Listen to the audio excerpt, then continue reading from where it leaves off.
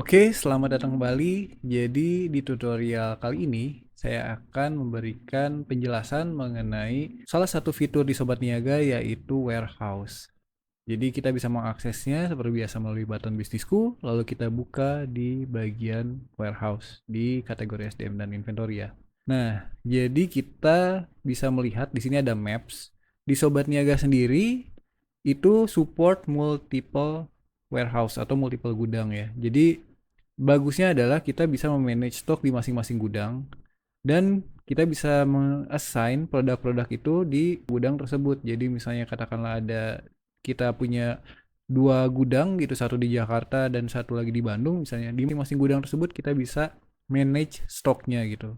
Baik di gudang utama ataupun di gudang yang terintegrasi dengan toko gitu ya. Nah, bagusnya di sistem Sobat Niaga juga ketika kita menambahkan gudang dan kita mengupload produk kita di product market, itu nanti kita akan bisa melihat bahwa kita bisa memilih warehouse yang akan ditampilkan atau ditambahkan, diintegrasikan di bagian produk yang kita upload di product market ini. Sehingga nanti user bisa memilih produk terdekat, produk tersebut di gudang yang terdekat dengan lokasi mereka. Jadi bisa misalnya kita bisa open untuk dua gudang nih, gudang Jakarta dan gudang Bandung gitu ya di bagian product market.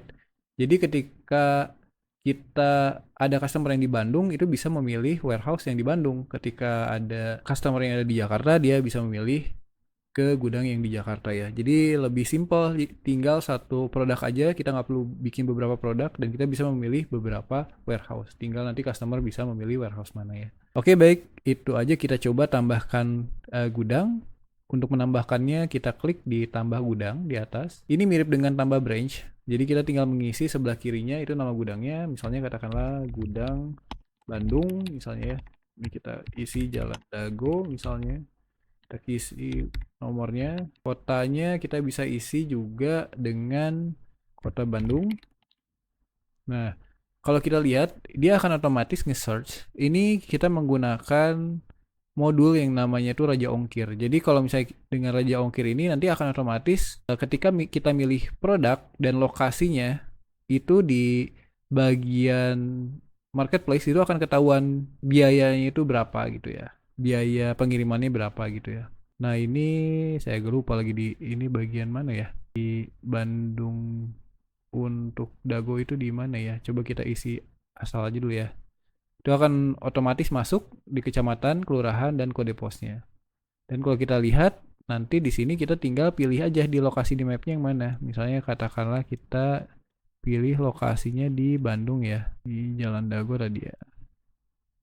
Nah, kita bisa milih, misalnya katakan gitu, kita tinggal klik simpan gudang.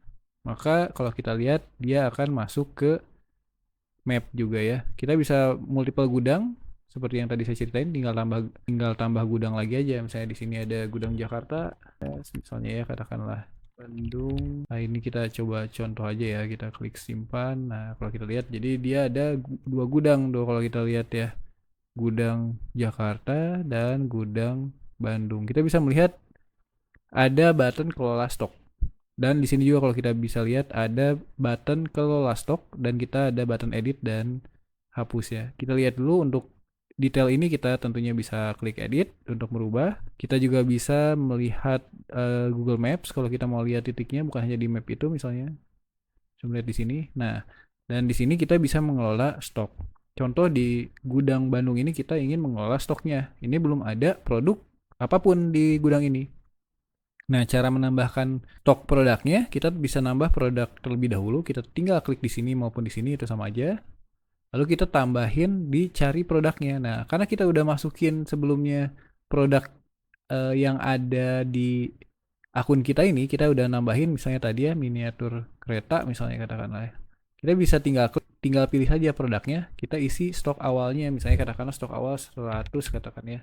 Kita klik tambah produk. Nah, maka di sini di gudang ini akan masuk satu jenis produk dengan total stoknya 100. Tentunya kita bisa menambah lagi stok, misalnya katakanlah ada penambahan lagi ya, penambahan 10 katakanlah ya, dari vendor 1 misalnya. Kita tinggal klik aja.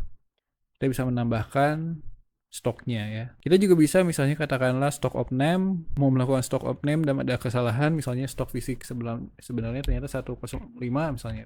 Misalnya ya katakan kayak gitu, kita juga bisa klik untuk stock of name, lalu kita update stok dan nanti si stoknya akan mengikuti stock of name kita.